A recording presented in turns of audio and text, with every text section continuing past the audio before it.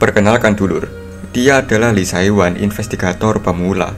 Lee Saiwan berkata dalam hati, ada rumor yang aku dengar sejak aku mulai bekerja di kantor polisi, dan bahkan setelah aku melamar menjadi petugas di unit penyelidikan kriminal tahun ini. Ada kabar yang mengatakan bahwa ada seorang investigator di divisi kejahatan kekerasan di Polsek Jungbu yang dijuluki Phantom, karena dia menangkap tidak hanya pelaku dari kasusnya sendiri, tapi juga dari kasus-kasus lain yang belum terpecahkan. Angka penangkapannya mencapai 200%. Itulah sebabnya banyak rumor mengatakan kalau semua kriminal yang kejam itu menjadi domba penurut di hadapan Phantom. Dia sudah menjadi legenda di antara semua polisi di daerah ini. Bahkan ada rumor yang mengatakan kalau dia menolak promosi karena ingin memfokuskan dirinya pada pekerjaan lapangan. Senior mendatangi Lisai yang berdiri di sana, lalu bertanya, "Apa kau pemula yang baru bergabung dengan kami?" Didatangi oleh seniornya, Lisai langsung memberi hormat sembari berkata, "Ya Pak." Senior tersenyum dan memberikan kopi ke Lisai sembari berkata, "Ah, tidak perlu sedegang itu. Lagi pula kita juga akan menjadi rekan. Ini, kutraktir." Lisai menanggapi, "Terima kasih." Setelah menyeruput kopinya, Lisai berkata ke senior, "Aku bicara dengan kapten, dan dia bilang padaku kalau aku akan bekerja dengan investigator Sung mulai sekarang." Senior menanggapi, "Oh, maksudmu Phantom?" Mendengar nama Phantom, Lisai yang meminum kopi langsung tersedak. Senior berkata, "Kami memberi julukan itu karena dia datang dan muncul seperti hantu. Tapi entah kenapa, sekarang stasiun polisi lain juga mengenalnya dengan nama itu sekarang. Aku yakin kau sudah tahu tentang dirinya, kan?" Lisa yang begitu tegang menjawab, "Iya." Senior berkata, "Sebenarnya kopi yang kuberikan padamu aslinya untuk dirinya." Senior menengok ke belakang, lalu berkata, "Ah, kebetulan orangnya datang." Melihat orang yang dimaksud oleh senior, Lisai berkata dalam hati, "Orang itu adalah Phantom di stasiun polisi ini." Senior menyapa Phantom. "Hei, apa kabar?" Phantom menjawab, "Aku baik-baik saja. Ngomong-ngomong, apa dia anak baru?" Senior menjawab, "Itu benar, dia Lee Saiwan." Merangkul Lisai, Phantom berkata, "Kalau begitu aku pamit ingin melatih Rocky ini." Senior menanggapi, "Ah, tentu saja." Dirangkul oleh Phantom, Lisai bertanya dalam hati, apa dia marah karena aku meminum kopinya? Setelah memikirkan hal tersebut, Lisai bertanya ke Phantom, Senior, kemana kita pergi?"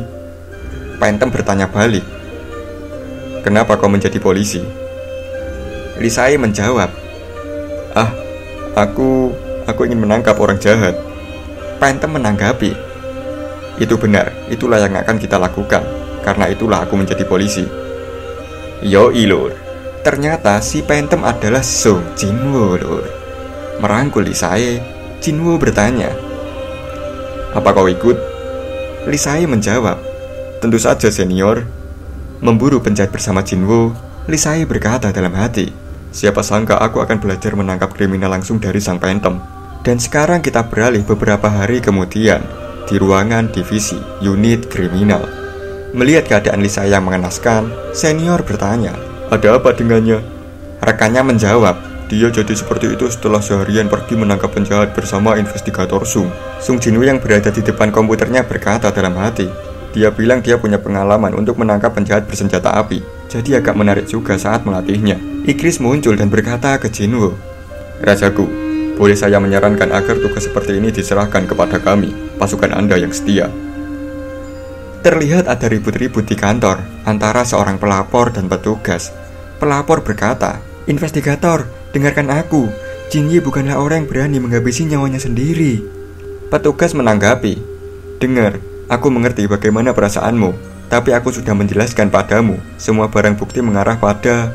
Pelapor menunjukkan HP-nya dan berkata, "Lihatlah pesan singkat ini.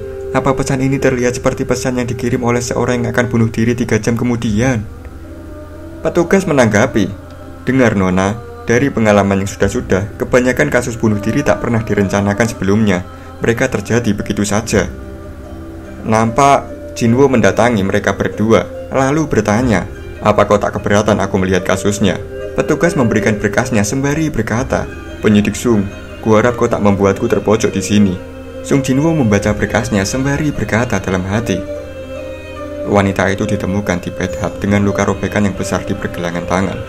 Pisau yang digunakan untuk memotong tangannya ditemukan di samping bathtub, dan sidik jari yang ada di pisau tersebut hanya darinya. Meski korban dikatakan memiliki kepribadian yang ceria, dia sayangnya sudah pernah didiagnosa dengan kecemasan dan depresi. Setelah membaca berkasnya, Jinwoo berkata, "Aku tak melihat hal yang aneh, namun aku akan memastikannya sendiri di TKP." Mendengar Jinwoo akan memastikannya sendiri, petugas berkata dalam hati, "Phantom pasti menyadari sesuatu. Tapi apa orang ini tak pernah capek atau semacamnya?" Jinwoo memperkenalkan diri ke pelapor, lalu mengajaknya untuk bicara sebentar. Dan sekarang kita beralih ke sebuah apartemen. Terlihat sebuah kamar kosong di sana, dan muncul sebuah bayangan hitam di dalam kamar itu. Ya, tentu saja bayangan hitam itu adalah Sung Jinwoo. Sung Jinwoo mulai melakukan investigasi di kamar itu, dari dapur, kemudian ke kamar mandi. Dan dirinya menemukan bekas darah di bathtub. Melihat ada sisa darah di sana, Sung Jinwoo berkata, "Dulu aku membutuhkan mayat untuk membangkitkan seseorang, tapi sekarang..." Bangkitlah. Sung Jinwoo membangkitkan kembali Jin Yi, seorang wanita yang menghabisi nyawanya sendiri. Nampak Jin Yi yang ketakutan melihat keberadaan Sung Jinwoo di sana. Melihat Jin Yi yang ketakutan, Sung Jinwoo berkata, "Jangan takut, saat ini kau telah dilepaskan oleh pembatas hidup dan rasa sakit." Setelah mengatakan hal tersebut, Sung Jinwoo bertanya, "Apa kau dengan sengaja bunuh diri?" Jin Yi menjawab, "Benar." Jinwoo bertanya kembali, "Untuk alasan apa kamu bunuh diri?" Jin Yi menjawab, "Aku mengakhiri hidupku karena..." Singkat cerita, pembicaraan Sung Jinwoo dan Jin Yi telah selesai. Dan sekarang kita beralih ke sebuah apartemen lain. Terlihat seorang bapak-bapak di sana, dan bapak ini adalah orang tua dari Jin Yi. Kita sebut saja dia Pak Ji. Pak Ji berkata, "Siapa yang berkunjung di jam segini?" Mengetahui ada seseorang yang mendatanginya, Pak Ji bergegas melihat CCTV, dan orang yang berada di CCTV itu berkata, "Aku penyidik Sung Jinwoo dari Departemen Reserse Kriminal di kepolisian wilayah ini. Aku punya pertanyaan mengenai putrimu. Bisakah kau meluangkan sedikit waktu untuk bicara sekarang?" Melihat ada polisi yang datang, Pak Ji langsung membukakan pintunya sembari bertanya, "Apa hasil penyelidikan sudah keluar? Bagaimana putriku mati?" Jinwoo menjawab, "Masih belum terdapat bukti yang jelas. Namun aku punya beberapa pertanyaan mengenai putrimu. Bisa kau ikut denganku?" Pak Ji menjawab, "Tentu saja. Jika aku bisa membantu mengungkapkan kebenaran di balik kematian putriku, maka aku akan bekerja sama." Dan sekarang kita beralih ke Arongol Cafe bersama Sung Jinwoo dan Pak Ji. Jinwoo bertanya, "Murid seperti apa Nona Se Jin Yi di sekolahnya?" Pak Ji nampak bingung dengan pertanyaan Sung Jinwoo. Sung Jinwoo bertanya kembali, "Maksudku, apa kau pernah mengetahui dia memiliki musuh atau orang yang dendam padanya?" Pak Ji menjawab, "Tidak, dia bukanlah tipe anak yang akan melakukan sesuatu yang akan membuat orang lain membencinya. Dia adalah anak yang baik dan polos." Menutupi wajahnya, Pak Ji menangis sembari berkata, "Maaf Pak Penyidik, aku masih belum percaya kalau putriku meninggalkanku seperti ini." Jinwoo menanggapi, "Kau pasti sangat menyayangi putrimu." Penuh air mata di wajahnya, Pak Ji menanggapi, "Tentu saja, aku yakin kau sudah tahu ini. Tapi Jin Yi bukanlah anak kandungku. Karena itulah aku merawat dan menyayanginya seperti anak kandungku sendiri. Tidak mungkin lebih dari itu. Kalau saja dia bilang padaku kalau dia depresi dan terluka, dan dia tak tahan lagi dengan hidupnya." Jinwoo memotong perkataan Pak Ji, menyodorkan sebuah HP ke Pak Ji. Jinwoo berkata, "Saat kami melakukan penyelidikan pada barang pribadi anakmu, kami menemukan beberapa file rekaman suara." "Apa?" ucap Pak Ji yang bingung. Melihat Pak Ji yang bingung, Jinwoo berkata, "Mari kita dengarkan dulu." Jinwoo memutar rekaman itu, dan Pak Ji mendengarkannya. Narator berkata, bukti tersebut adalah bagaimana siksaan dan penganiayaan kejam yang dia terima sejak kecil dari ayah angkatnya. Meski akhirnya dia berhasil kabur dengan pindah ke wilayah lain, ayahnya menghubunginya lagi setelah sekian lama dan mengatakan, "Aku ingin bertemu denganmu." Setelah mendengar perkataan ayahnya, sayangnya dia memilih untuk mengakhiri hidupnya. Setelah mendengar rekaman itu, Pak Ji bertanya ke Jinwoo, "Apa alasanmu untuk memainkan itu di depanku? Jika tujuanmu adalah menangkapku, maka harusnya kau membawa beberapa tugas lainnya dan juga Borgot." Jinwoo berkata, "Ada dua pilihan yang bisa kau ambil." Pak Ji bertanya, "Dua pilihan?" Jinwoo menjawab, Pertama, mengakui semua perbuatanmu dan menceritakannya di kantor polisi. Pilihan yang lainnya? Tanya Pak Ji. Sung Jinwoo tersenyum dan menjawab, daripada mengakui kejahatanmu, kau bisa membayar harga yang pantas. Nampak Pak Ji yang menatap Sung Jinwoo dengan tajam. Pak Ji tersenyum dan bertanya, dan berapa banyak itu? Jinwoo yang tersenyum mulai memasang wajah datar. Lalu Sung Jinwoo berkata, itu sudah cukup. Madek. Sung Jinwoo menatap Pak Ji dengan tatapan mengerikan. Melihat tatapan Sung Jinwoo, Pak Ji sampai merinding disko. Jinwoo berkata, dengar, sebenarnya tempat di mana kau duduk sekarang bukan lagi berada di dunia yang kita tinggali, tapi di dimensi lain yang aku buat dengan menirukan dunia tersebut. Ini adalah dunia kematian yang tak akan bisa dimasuki atau keluar dari sini tanpa izin masternya. The World of Eternal Repose. Itulah nama penjara yang menampungmu mulai sekarang. Pak Ji yang panik bertanya, Maaf, apa maksudmu? Jinwoo menjawab, pikirkan baik-baik, apa kau ingat bagaimana kau sampai ke sini? Pak Ji mulai menengok kanan kiri ruangan kafe di sana. Menengok sekitaran, Pak Ji berkata dalam hati, bagaimana aku? Kalau dipikir-pikir lagi, ini masih siang bolong. Tapi kenapa tak ada orang lain selain aku dan penyelidik misterius ini? Keringat sebiji jagung mulai keluar dari wajah Pak Ji. Pak Ji yang panik mulai berteriak, siapa kau? Ini mimpi kan? Pak Ji yang ketakutan berusaha kabur dari Sung Jinwoo. Namun pasukan Shadow mulai mengerubungi Pak Ji dan mencapik-capik Pak Ji. Pak Ji yang dicapik-capik hanya bisa pasrah akan kematian. Sung Jinwoo hanya diam di sana menunggu Pak Ji digerogoti pasukannya sampai tidak tersisa. Dan dalam sekejap, Pak Ji sudah menghilang dari hadapan Sung Jinwoo. Setelah Pak Ji lenyap, Jin Yi muncul di belakang Sung Jinwoo sembari berkata, terima kasih Monarch. Sung Jinwoo bertanya ke Jin Yi, apa ada yang ingin kau katakan lagi? Jin Yi menjawab, kalau begitu, apa tak masalah kalau saya meminta sedikit bantuan? Singkat cerita, Sung Jinwoo telah kembali ke kantor polisi. Terlihat Sung Jinwoo yang memberikan sebuah hadiah ke sahabat Jin Yi. Diberikan sebuah kado oleh Jinwoo, sahabat Jin Yi bertanya, apa Jin Yi yang menyiapkan ini? Jinwoo menjawab, nama yang tertulis di surat itu adalah namamu kan? Aku rasa Nona Jin Yi ingin hadiah ini sampai ke orang yang dia ingin menerimanya. Berdasarkan fakta penyidikan, kemungkinan pembunuhan dalam kasus ini sangat kecil. Oleh karena itu, kemungkinan penyidikan akan berakhir tak lama lagi. Menerima kado itu, sahabat Jin Yi bertanya, apa tak ada kemungkinan sedikit pun ini disebabkan oleh orang lain? 1% pun? Kalau begitu, Jin Yi... Sahabat Jin Yi mulai membuka kado itu. Setelah membuka kadonya, air mata mulai mengalir di wajahnya. Melihat isi kadonya, sahabat Jin Yi berkata, terima kasih. Meninggalkan sahabat Jin Yi, Jinwoo berkata dalam hati, 1 jam sebelum Jin Yi memotong tangannya sendiri. Jika pesan dari ayah angkatnya tak terkirim ke ponselnya, apa kedua teman ini bisa menikmati pesta ulang tahunnya? Dan sekarang kita beralih ke esokan harinya, tepatnya di restoran masakan babi bersama Sung Jinwoo dan Jinho. Jinho berkata, Yungnim, kali ini aku akan benar-benar melamar Nona Jin Ah. Mendengar perkataan Jinho, Jinwoo sangat terkejut bukan main. Menunjukkan cincin lamaran, Jinho berkata, Yungnim, kali ini aku benar-benar serius. Aku akan mengungkapkan perasaanku padanya hari ini. Tapi apa kau pikir dia akan menyukai cincin ini? Jinwoo menjawab, entahlah, aku kurang paham hal begituan.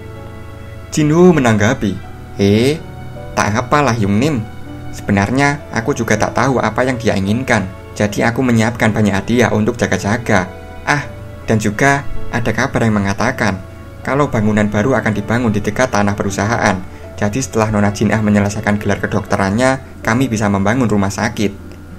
Mendengar hal tersebut, Jinwoo bertanya, tunggu dulu, bukankah biaya pembangunan itu sekitar 30 miliar won? Tidak, Yungnim, bagaimana kau tahu hal itu? Tanya Jinho yang terkejut. Jinwoo mengetahui biaya pembangunan itu karena di masa lalu, saat Jinwoo masih seorang hunter rank E, Jinho pernah menawarkan gedung seharga 30 miliar itu ke Jinwoo. Jinwoo tersenyum ke Jinho sembari berkata, Jinho, tak perlu banyak hadiah untuk menunjukkan perasaanmu yang sebenarnya. Kau pria baik, lakukan saja semaumu. Mendengar perkataan Jinwoo langsung menangis dan berkata, bolehkah aku memelukmu sekali saja, Yungnim? Jinwoo menjawab, tidak. Tiba-tiba Jinwoo melompat dari kursinya dan memeluk Jinwoo sembari berteriak, Yungnim! Dan sekarang kita beralih di malam hari, tepatnya di kediaman Sung Jinwoo. Terlihat Sung Jinwoo yang telah sampai di rumahnya. Masuk ke dalam rumah, Jinwoo berkata, Papa pulang. Sampai rumah, Jinwoo disambut hangat oleh putra kecilnya dan istrinya tercinta, Cha Hae-in. Cha Hae-in bertanya, kamu sudah pulang? Jinwoo bertanya balik, kamu masih bangun? Cha Hae-in menjawab, iya, tapi kenapa kamu pergi minum padahal kamu gak pernah mabuk? Jinwoo menjawab, Jinwoo bilang dia ingin membicarakan hal yang penting, jadi aku bertemu dengannya sebentar. Cha Hae-in bertanya lagi, jadi apa dia sudah membulatkan tekadnya? Jinwoo menjawab, ya kita lihat saja nanti. Tapi kok Suho masih bangun jam segini? Cha Hae-in menjawab, karena dia sudah tidur sepanjang hari. Melihat Igris dan Belion sedang berdebat, Jinwoo bertanya ke Cha Hae-in, ada apa dengan mereka berdua? Cha Hae-in yang agak kesal menjawab, itu. Terlihat Igris dan Belion sedang berdebat. Belion berkata, apa maksudmu kita tidak bisa mengajarkan tuan muda Suho jalan berpedang? Apa kau pikir pendapatmu itu masuk akal, Igris? Igris menjawab, kecerdasan akademis adalah barometer dari kemampuan dan kapabilitas seseorang di dunia ini, Belion. Jinwoo mendekati mereka berdua dan berkata, kalian berdua, terserah dia mau menjadi apa, dan sekarang bukan waktunya memikirkan hal itu. Sementara bocah ini masih belajar berjalan. Memasang senyum kematian, Cha Hae-in memegang pundak Jinwoo sembari berkata, kalau begitu, bagaimana kalau papanya cepat pulang sampai anak ini bisa jalan? Memasang senyum ketakutan, Jinwoo menjawab, baiklah. Dan sekarang kita beralih lagi keesokan harinya di kantor polisi. Nampak Sung Jinwoo yang memasuki ruangan dan menemui seseorang. Jinwoo bertanya, apa kau memanggilku ketua? Ketua menjawab, aku dengar kalau kau masih ikut campur dalam investigasi penyidik lain. Aku sudah bilang padamu jangan terlalu berlebihan dan membuat penyidik lain membencimu, Hunter Sung. Ya, benar Lur. Dia adalah Wo Jinjul dan sekarang dirinya menjabat sebagai ketua kepolisian. Dipanggil Hunter oleh Wo Jinjul, Sung Jinwoo berkata, aku bukan Hunter lagi, ketua. Wo Jinjul tersenyum dan menanggapi, meski begitu, rasanya lebih nyaman bagiku memanggilmu Hunter. Setelah mengatakan hal tersebut, Wo Jinjul bertanya, ngomong-ngomong, apa kau sudah dengar walisah dari korban bunuh diri, ayah tirinya, menghilang beberapa hari yang lalu? Jinwoo menjawab, tidak, aku tak tahu banyak tentang itu. Wo Jinjul menanggapi, dan anehnya, seluruh kamera CCTV di area terakhir dia terlihat berhenti dengan serempak. Mendengar perkataan Wo Jinjul, Jinwoo menanggapi, wah, kebetulan sekali. Wo Jinjul memberikan sebuah kertas ke Jinwoo sembari berkata, apapun yang kau lakukan, aku mempercayai keputusanmu, tapi aku tak memanggilmu kemari karena hal itu. Menerima kertas yang diberikan Wo Jinjul, Jinwoo bertanya, apa ini? Wo Jinjul menjawab, aku pikir kamu mungkin ingin tahu. Presiden Asosiasi Gogunhei. Wo Jinjul menggigit bibir bawahnya dan melanjutkan perkataannya, Direktur Gogunhei sedang dalam kondisi kritis. Dan sekarang kita beralih ke rumah sakit di tempat Gogunhei berada. Terlihat Gogunhei dengan tubuh yang kurus kering terbaring tidak berdaya di sana. Terlihat juga Sung Jinwoo yang baru saja sampai di ruangan Gogunhei. Gogunhei yang memejamkan matanya merasakan kehadiran seseorang. Gogunhei perlahan membuka matanya dan menengok ke arah Sung Jinwoo. Gogunhei meminta Sung Jinwoo untuk membuka maskernya. Sung Jinwoo langsung mendekati Gogunhei dan membantu melepaskan maskernya. Gogunhei berkata ke Jinwoo, senang melihatmu lagi. Akhirnya kau kembali, pria muda. Sebenarnya aku sudah mencarimu sejak lama. Sung Jinwoo menunjukkan Holy Water of Life sembari berkata, kalau kau ingin penyakitmu ini disembuhkan. Gogunhei memotong perkataan Sung Jinwoo, aku sudah hidup begitu lama. Terima kasih atas 10 tahun tambahan yang kau berikan. Aku sudah menyelesaikan semuanya yang aku butuhkan. Ini sudah cukup bagiku. Sebenarnya, aku punya permintaan untukmu. Saat itu, kau berkata padaku, ada dunia di mana kita saling bertarung bersama, bukan? Nampak Gogunhe yang berusaha untuk duduk. Gogunhe yang berusaha untuk duduk melanjutkan perkataannya. Bisakah kau menunjukkan dunia itu? Tunjukkan masa-masa itu. Aku juga ingin mengetahuinya. Bagaimana rupaku? Bagaimana penampilanmu saat itu? Mendengar permintaan Gogunhe, Jinwoo diam sejenak, lalu berkata, itu mungkin akan menjadi ingatan yang tak ingin kau ingat. Gogunhe menanggapi, tak masalah. Aku hanya ingin mendapatkan kembali ingatan yang hilang dariku. Sung Jinwoo melihat sorot mata Gogunhe, yang dimana Gogunhe sangat yakin dengan apa yang dia katakan. Sung Jinwoo nampak ragu mengembalikan ingatan Gogunhe. Lalu Sung Jinwoo memejamkan matanya, kemudian menyentuh tangan Gogunhe dan menggenggam pergelangan tangannya. Mata Gogunhe langsung terbelalak menerima semua ingatan itu. Ingatan semasa dirinya menjadi ketua asosiasi Hunter. Ingatan di saat dirinya pertama kali bertemu Sung Jinwoo. Ingatan saat Korea mengalami krisis Danger Break Pulau Jeju. Ingatan di saat dirinya menantang presiden asosiasi Hunter Jepang. Ingatan saat dirinya melawan Frost Monarchs. Dan ingatan saat dirinya mengembuskan nafas terakhir di pangkuan Sung Jinwoo. Menerima semua ingatan dan kenangan itu, Gogunhe sangat-sangat terharu. Gogunhe yang terharu menangis dan berkata, "Oh, aku sangat senang bisa bertemu lagi denganmu seperti ini, Hunter Sung. Itu benar-benar suatu kehormatan yang luar biasa untuk bersama dengan pahlawan muda sepertimu." Nampak kesadaran Gogunhe mulai melemah. Menggenggam tangan Sung Jinwoo, Gogunhe berkata, "Oh, dalam dekapan mentari yang hangat, meski raga ini menjadi kaku dan dingin, rajutan ingatan yang penuh dengan kemuliaan di dalam benakku akan selamanya hangat." Narator berkata, Direktur Gogunhe meninggal setelah bertarung dengan gagah berani melawan penyakitnya. Melihat Gogunhe yang telah pergi, Sung Jinwoo diam sejenak. Melihat air mata Gogunhe yang mengalir, Sung Jinwoo mengusapnya sembari berkata, "Selamat jalan. Kau juga merupakan pahlawan yang telah berkorban untuk kepentingan orang lain." Dan sekarang kita beralih ke sebuah taman dengan daun yang berguguran. Sung Jinwoo yang sedang berjalan di sana menerima telepon dari istrinya. Sesaat menerima telepon, Cha Hae-in langsung berteriak, "Sayang, Suho." Jinwoo bertanya, "Ada apa dengan Suho?"